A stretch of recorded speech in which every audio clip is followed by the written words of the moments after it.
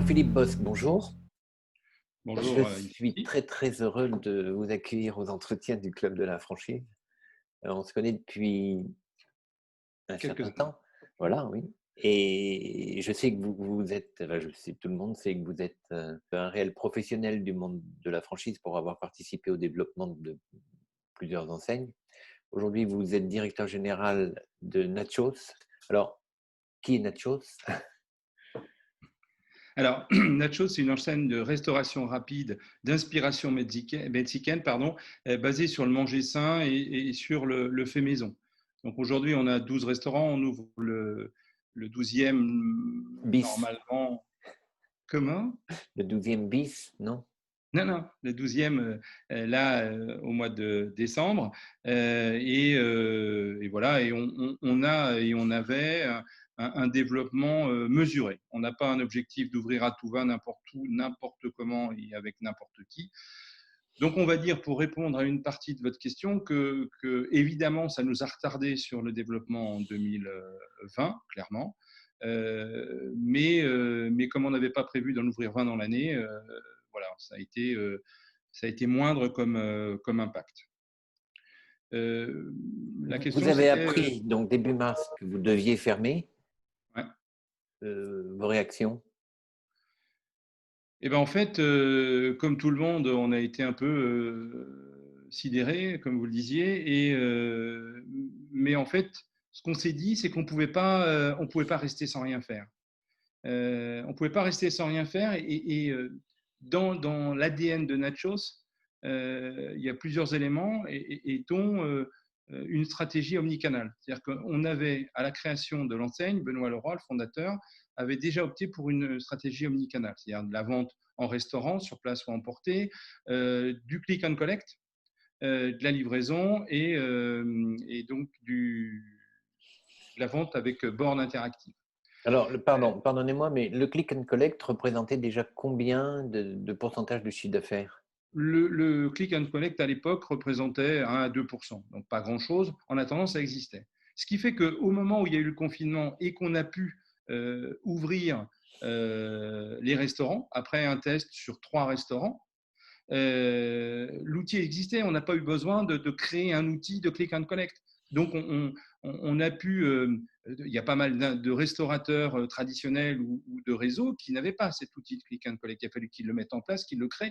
Et on voit bien par rapport à nos concurrents qu'ils ont été plus longs que nous à rouvrir et à proposer ça. Donc, pour nous, c'était vraiment un avantage. Et ce qui a fait que très rapidement, on est arrivé, on a presque pas honte, mais rapidement à nos chiffres d'affaires avant confinement, sitôt sitôt qu'il y a eu le déconfinement. Comment avez-vous communiqué auprès de vos clients et des gens qui sont venus ensuite, qui étaient sans doute des nouveaux clients, pendant que vous étiez confinés, pour que le click and collect fonctionne? Par quelle Alors, voie vous avez communiqué? les réseaux sociaux, on a souhaité aussi être présent en partageant les recettes, parce que on est transparent, donc donner la recette du guacamole, ça ne nous posait pas de problème.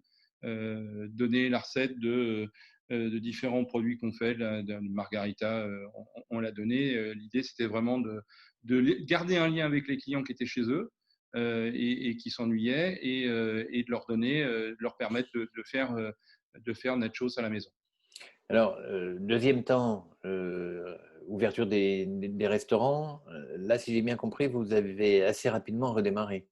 Oui, oui, on a assez rapidement redémarré, effectivement. Parce qu'on n'avait jamais perdu le lead avec le client. C'est ça qui est important. En Enfin, fait, c'est oui, primordial. Hein, ouais. c'est de dire, ils ne nous oublient pas, on les oublie pas, on est là, on pense à eux, ils pensent à nous. Et donc, voilà, on a fermé, oui, pendant quelques semaines, parce que comme tout le monde, mais sitôt qu'on a pu rouvrir en emporté, on l'a fait, en livraison, on l'a fait.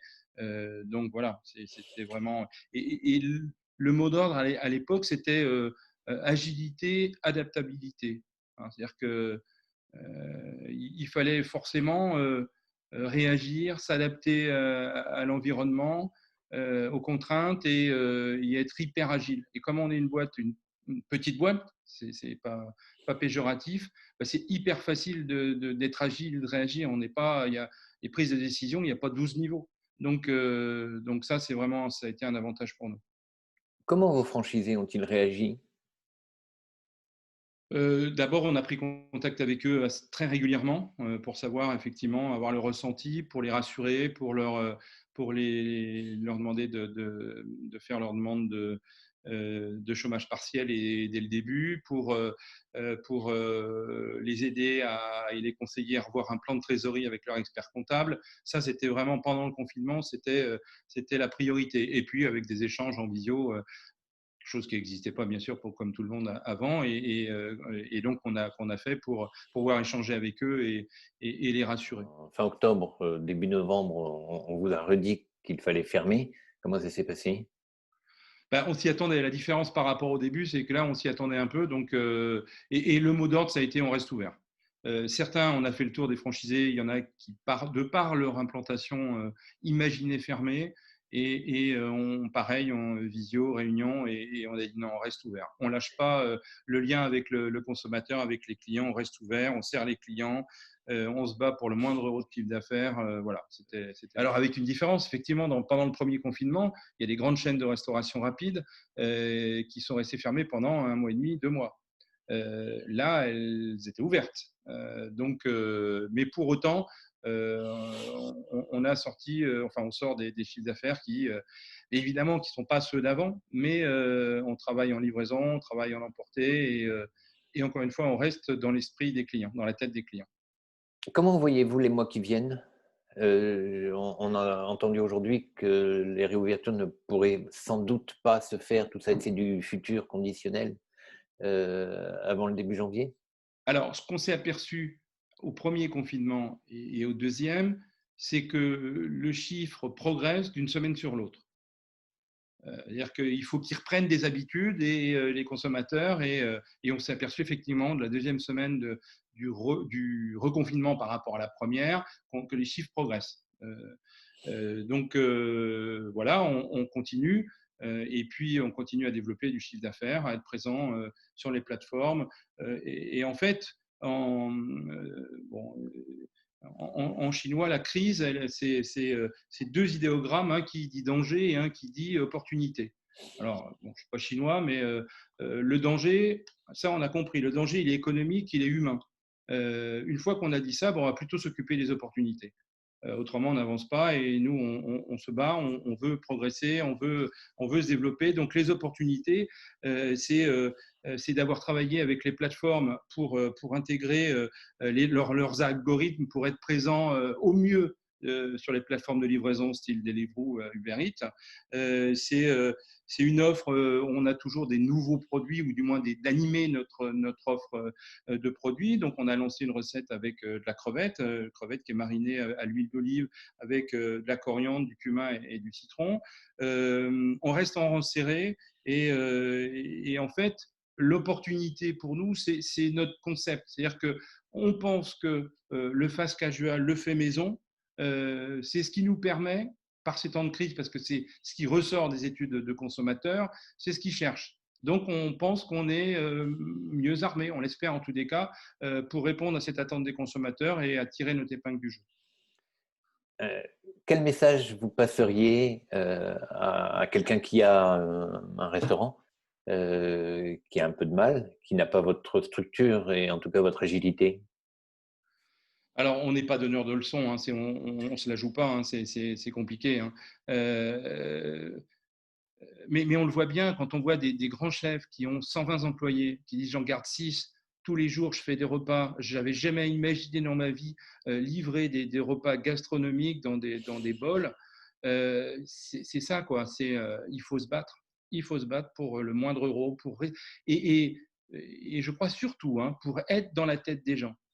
Ne pas quitter la tête des gens, être présent. Le client qui est habitué à aller à tel endroit, la boutique est fermée, il perd l'habitude d'aller à tel endroit et au retour, il faudra ramer pour récupérer ça. C'est ça, pour moi, être dans la tête des gens. C'est-à-dire de les servir, quoi. On est là pour les servir, pour les aider. Aujourd'hui, on voit bien quand même, pour les gens qui travaillent et qui ont besoin de se restaurer pendant midi, c'est très compliqué. Nous, on continue à développer le réseau, on cherche des implantations, on se déplace dans des villes. Bon, bah, le midi, on mange debout sur un banc un sandwich, quoi. Donc, et heureusement, on a ce sandwich qu'on peut manger. Donc, il y a un vrai besoin les villes ne sont pas vides, hein, il y a du monde. Donc, il faut les servir. Bon, mais Jean-Philippe, on va terminer sur ce beau message de reconquête. Je Merci. pense que c'est une belle image. Merci beaucoup, Jean-Philippe. À bientôt. Merci. Au revoir.